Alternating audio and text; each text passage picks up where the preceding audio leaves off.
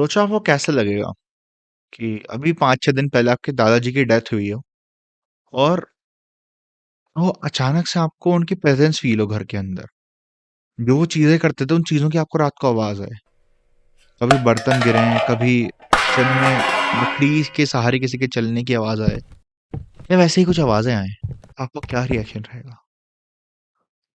ये कहानी भी एक इसी मुद्दे के बारे में है कि मेरे दादाजी जिंदा हो गए मरने के बाद। ये कहानी है हिमांशु की। हिमांशु एक कॉलेज गोइंग स्टूडेंट रहा होता है। वो अपने घर में रह रहा होता है अपनी मम्मी के साथ, दादी के साथ, दादाजी के साथ। उसके पापा होते हैं वो एक दूसरे शहर में होते हैं, ऑब्वियसली जॉब की वजह से वो उन्हें दूसरे शहर में रहना होता है। थोड़ा दूर होता है शहर के, लाइक 300-400 किलोमीटर दूर रहते हैं वो। बट हाँ, लगभग वो दूर रहते हैं। और ये लोग रह रहे होते हैं जो घर इसके दादाजी ने बनवाया था। दादाजी ने अपनी पूरी जमा पूंजी लगा करके वो घर बनाया था, मतलब अपने बच्चों के लिए। तो ये Himanshu with his mother, with his grandmother and his grandfather used to live there in that house, और उसके पापा दूसरे शहर में, ठीक है। कुछ दिनों पहले उनके घर में कुछ प्लास्टर बहुत ज्यादा गिर रहा था, दीवारों पे सीलन थी और कहीं कहीं पे फंगस टाइप का भी लग रहा था। तो एक दिन हिमांशु के पापा कहते हैं कि यार इतने घर की ऐसी हालत हो रखी है, इसको रेनोवेट करवा लेते हैं, थोड़ा सा पेंट वाला काम करवा लेते हैं और जो चीजें थोड़ा सा इंटीरियर में चेंज करते हैं, कुछ अब बहुत टाइम से हो गए हैं। तो वो लोग कहते हैं ठीक है। तो जो रेनोवेशन का काम होता है उस काम के लिए वो लोग एक दूसरे घर में शिफ्ट हो गए होते हैं। वो लोग मतलब एक फ्लैट में शिफ्ट हो गए होते हैं उसी इलाके में, उसके 1 किलोमीटर की रेडियस के अंदर ही होता है वो घर से। बट वो लोग फ्लैट में शिफ्ट हो गए थे और घर में रेनोवेशन का काम चल रहा था। उसके पापा वहीं थे, जहाँ वो जॉब करते थे, वो यहाँ नहीं आए हुए थे। इसके यहाँ पे दादाजी देख लेते थे और हिमांशु भी देख लेता कभी जाके काम। चलता रहता है, ऐसा चलता रहता है। लेकिन एक दिन अचानक से इसके दादाजी की डेथ हो जाती है। उनको रात को हार्ट अटैक आता है और ही पास्ड अवे दैट डे।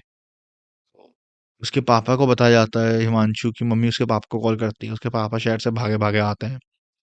वो लोग सारी क्रियाकर्म करते हैं, जो भी दादा मतलब जो भी एक अंतिम क्रियाएं होती हैं वो सब करते हैं।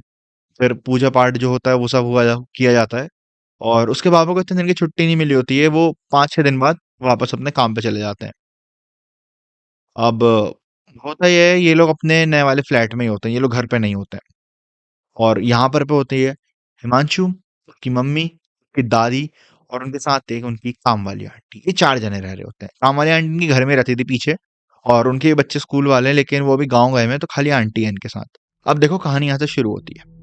तो जो 4 जने रहते थे, इन अराउंड इन्हीं की सोसाइटी में, जिस सोसाइटी में लोग रह रहे थे उस टाइम पे, उन्हीं की सोसाइटी में ये लोग रहते थे 7th फ्लोर पे शायद। और फर्स्ट फ्लोर पे इसके मामा लोग रहते थे, मामा मामी और उनके बच्चे।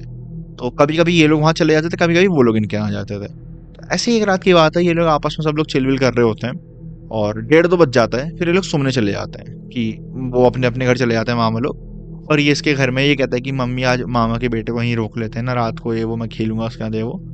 तो वो लोग फिर कहते हैं ठीक है, मान जाते हैं। अगले दिन संडे होता है तो नहीं कोई बड़ी हेक्टिक नहीं होता शेड्यूल भी। वो रुक जाते हैं, उसके मामा का बेटा मामा मामी नीचे चले जाते हैं अपने आप।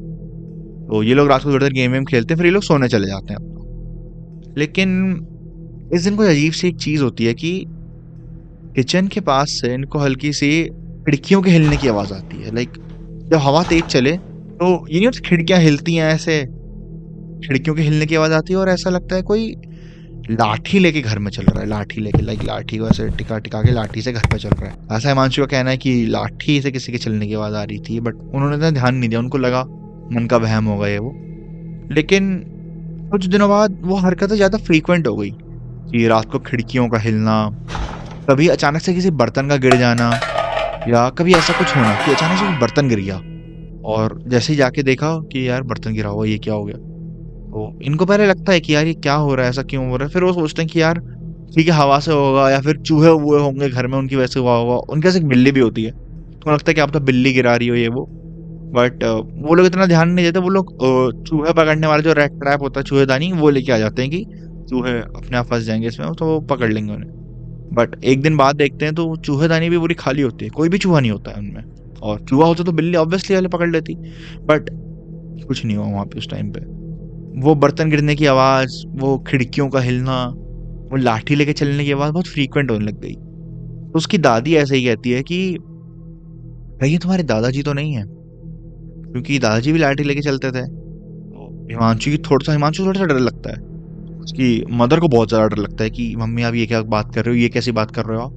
लेकिन उसकी दादी कहती चलो छोड़ो, इतना मत सोचो, तुम्हारे दादाजी भी अगर हैं भी तो तुम्हें को इतना हाँ वहाँ कुछ नहीं होगा, तो आराम से बैठो पड़े हो। बट हिमांशु के मन में कहीं ना कहीं बात आ गई होती है, कहीं ये दादाजी तो नहीं है, ये क्या हो रहा है और ये क्यों हो रहा है। अचानक से एक दिन ये लोग कमरे में सो रहे होते हैं, हिमांशु और उसकी मम्मी सेम बेड पे सो रहे होते थे। तो इनका कमरा की कुंडी अंदर से लगी होती थी हमेशा, ठीक है। उस रात को जो चेयर है, इनका बेड का लड़ता हूँ, बेड है सामने, चेयर रहती थी राइट साइड एकदम कॉर्नर में। वो चेयर जब हिमांशु सुबह उठा, वो चेयर हिमांशु के बगल में रखी हुई थी। और हिमांशु की नींद खुल जाती थी 5 बजे, क्योंकि थोड़ा जिम में जाने वाला बंदा था, वो एक्टिव रहता था बंदा। तो उसका टाइम होता था कि 5:30 जिम जाना है, तो उसकी 5 बजे नींद खुलती थी सबसे पहले घर में। उसकी मम्मी दादी भी लेट उठते थे 6 बजे तक, लेकिन वो 5 बजे उठ जाता था। वो अचानक से दिखता है कि चेयर यहाँ कैसे आएगी, और वो देखता है मम्मी भी सो रही है, मम्मी चेयर मेरे बगल में क्यों रखेगी, और गेट अंदर से लॉक है। उसको हल्का सा अजीब लगता है कि यार कुछ गलत हो रहा है, मे भी कुछ है यहाँ, ये वो। उन्हें समझ नहीं आता।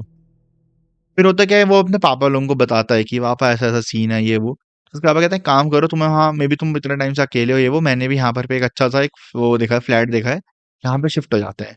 क्योंकि बाबूजी को तो वो लगता था कि वो इसी घर में रहना है, ये वो। अब उनके जाने के बाद हमें अब अपने हिसाब से करनी पड़ेंगी थोड़ी चीजें। और यहाँ पे हेल्थ केयर का भी अच्छा है, सब चीज अच्छी कि मेरी मम्मी को भी अगर कभी जरूरत पड़े, लाइक वो भी एज ही है, हिमांशु की दादी बेसिकली, उनकी भी एज है, उनको कुछ हेल्थ केयर की तुरंत नीड पड़े तो वो चीज है अवेलेबल साथ में। तो वो लोग उस डिसीजन को एक्सेप्ट कर लेते कि चलो ठीक है, उस शहर में शिफ्ट हो जाएंगे। और उनके घर से दूर भी नहीं होता, 500-600 कुछ वो किलोमीटर दूर होता है, वो लोग वहां शिफ्ट हो जाते हैं।